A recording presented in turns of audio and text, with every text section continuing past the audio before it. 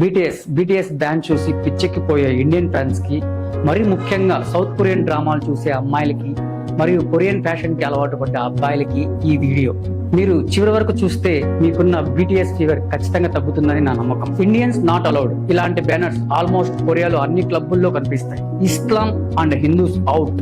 కొరియాలో డైగ్నో సిటీలో ఇలాంటి బ్యానర్స్ ప్రతి చోట ఉంటుంది. మీరు అక్కడ ఏదైనా బట్టల షాప్కి వెళ్ళినా మీకు నచ్చింది తీసుకున్నా ఆ బట్టల్ని టచ్ చేసే లోపు ఆ షాప్ ఓనర్ వచ్చి డోంట్ టచ్ అని తీసుకుంటే అప్పుడు మీ ఫీలింగ్ ఎలా ఉంటుందో కింద కామెంట్ లో తెలపండి.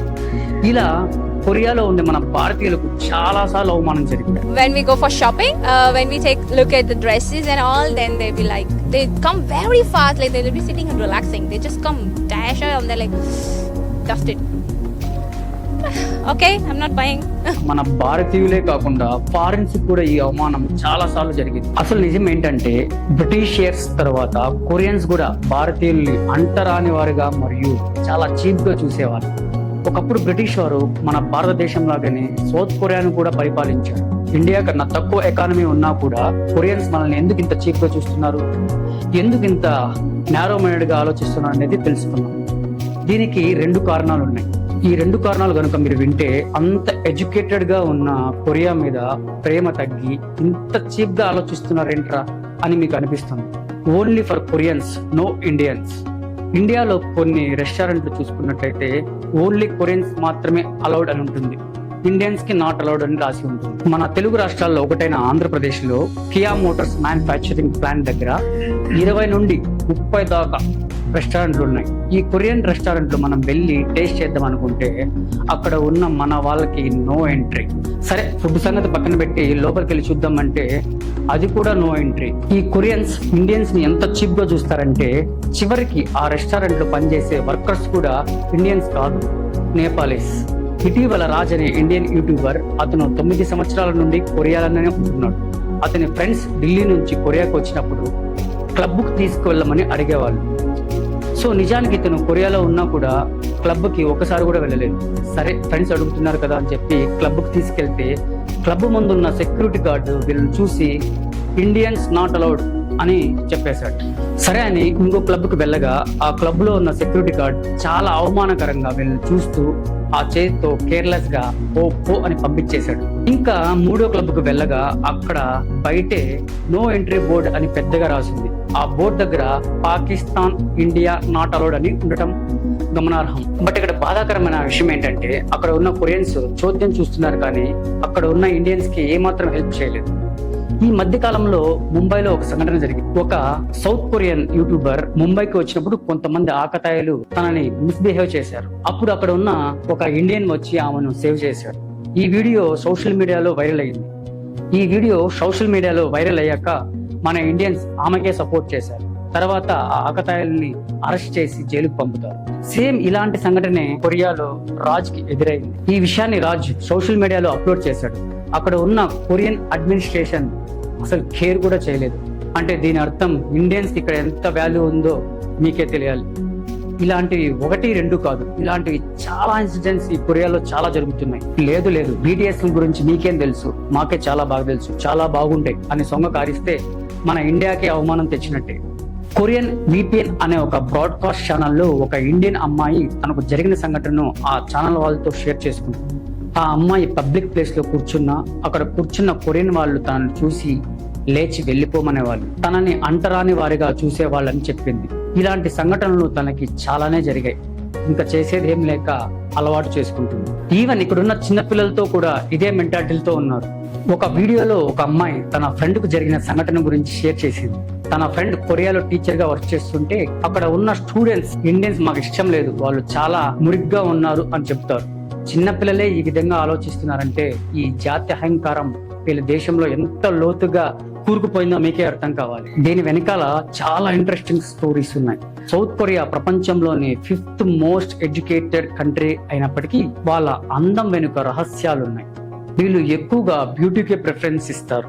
ఇంకో విచిత్రం ఏంటంటే ఆ దేశంలో జాబ్ లో జాయిన్ అవ్వాలంటే C as the ideal broke up size అని, బాడీ మంచి షేప్ లో ఉండాలని, గవర్నమెంట్ బాసెస్ కి పొడవాటి ముక్కు ఉంటే వాళ్ళు నచ్చుతారని ఒక ఆర్టికల్ పబ్లిష్ చేసింది. ఇవన్నీ జాబ్ కి కావాల్సిన బేసిక్ రిక్వైర్మెంట్స్ అన్నమాట. కొరియన్స్ కి జాబ్ కావాలంటే ఇవన్నీ ఫుల్ఫిల్ చేయాల్సిందే. ఇంకో దరిద్రం ఏంటంటే ఇక్కడ ప్రైవేట్ ఆర్గనైజేషన్ లోనే కాదు, గవర్నమెంట్ ఆర్గనైజేషన్ లో జాబ్ కావాలంటే ప్లాస్టిక్ సర్జరీ చేయించుకోవాల్సిందే అని ఓపెన్ గా ట్విట్టర్ లో ట్వీట్ చేస్తున్నారు. వీళ్ళ జాతి అహంకారము ఇదివరకే పరిమితం కాకుండా బయట దేశాల వారి మీద కూడా చూపిస్తున్నాం. దీనికి ఒక ఎగ్జాంపుల్, నిక్కీ కిమ్ అనే ఒక ఆంగ్లో కొరియన్ ఇంగ్లాండ్ లో తన చదువులు పూర్తి చేసుకొని కొరియాలో సెటిల్ అవ్వడానికి వచ్చింది. కొరియన్ లో జాబ్ రూల్స్ ప్రకారం తన రెజ్యూమ్ లో నార్మల్ ఫోటో పెట్టింది.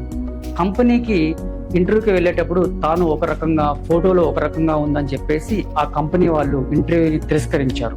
కిమ్ ఒక కంపెనీయే కాకుండా చాలా కంపెనీస్ లో తన బ్యూటీ స్టాండర్డ్స్ బాగాలేదని తన అప్లికేషన్స్ రిజెక్ట్ చేశారు. ఇంకా తను చేసేది ఏం లేక ఇంగ్లాండ్ కు వెళ్ళిపోయింది. ఇలాంటి విచిత్రమైన సంఘటనలు అన్ని కొరియాలో జరగటం కామనే. కొరియాలో ఉయోంజింగ్ జూయి, దీని అర్థం లుక్కిజం లేదా లుక్స్ ఆర్ సుప్రీం అనే అర్థం.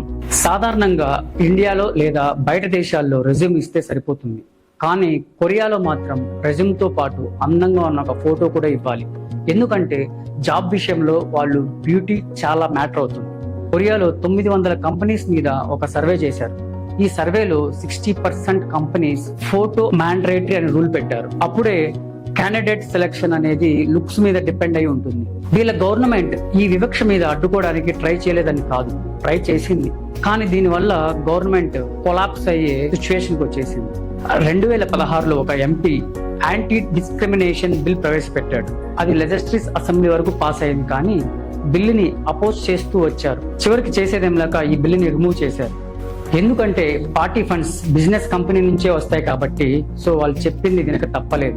కొరియాలో లుకిజం అనే కాన్సెప్ట్ ఆ దేశ ప్రజల్లో డీప్ గా వెళ్ళిపోయింది.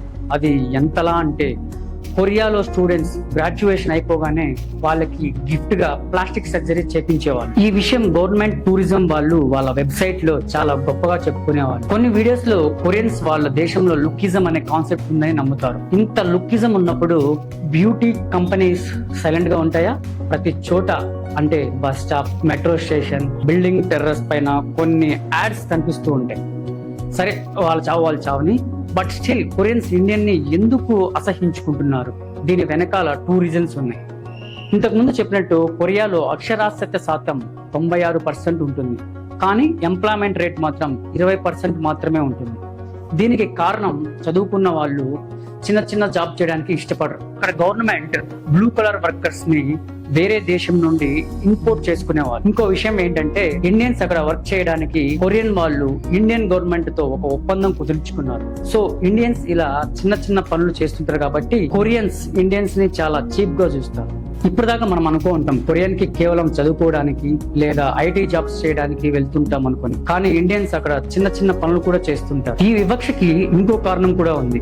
అక్కడ వాళ్ళు వైట్ స్కిన్ తో ఉంటారు, కానీ మన ఇండియన్స్ గోధుమ కలర్ టోన్ తో ఉంటారు. Korean institute of economic policy వాళ్ళు కొరియా మొత్తం ఒక సర్వే చేయించారు. ఆ సర్వే ప్రకారం కొరియన్స్ కి ఇండియా గురించి కానీ ఇండియన్స్ గురించి కానీ చాలా తక్కువ తెలుసు. ఒక సంవత్సరం కేవలం 1,00,000 మంది మాత్రమే టూరిజానికి వెళ్ళేవారు. ఒక దేశం నుంచి మంచి విషయాలు తెలుసుకోవడం మంచి విషయమే, కానీ ఇండియన్స్ తెలుసుకోవాల్సిన విషయం ఏంటంటే మన కల్చర్ లో అతిథి దేవో భవ అని నేర్పిస్తారు. మనం వేరే కల్చర్ కి రెస్పెక్ట్ ఇవ్వాలి, కానీ మన సెల్ఫ్ రెస్పెక్ట్ కోల్పోకూడదు. దీన్ని బట్టి చూస్తే కొరియన్స్ మన ఇండియన్స్ ని ఎంత హేట్ చేస్తున్నారో మీకే అర్థమవుతుంది. మరి ఎక్కువగా జాతి వివక్ష చూపిస్తున్నారని నాకు అర్థమవుతుంది. మరి మీకు ఏం అర్థమవుతుందో కింద కామెంట్ ద్వారా తెలపండి. BTS ఫ్యాన్స్ ప్రతి ఒక్క దేశంలో ఉంటారు, కానీ మన ఇండియన్స్ ఫ్యాన్స్ కన్నా ఎక్కువగా ఫాలో అయ్యేది బ్రెజిల్, ఫ్రాన్స్ వాళ్ళు ఉన్నారు. సో ఫ్రెండ్స్, వాళ్ళు మన మీద చూపించే జాతీయ అహంకారము, వివక్ష, ఇవన్నీ ప్రతి ఒక్క ఇండియన్ కి సిగ్గుచేటుగా ఉంటుంది. సో BTS ఆపేసి మంచి పనులు చేయండి. మరొక కొత్త ఇంట్రెస్టింగ్ స్టోరీతో మీ ముందుకు వస్తాను. అంతవరకు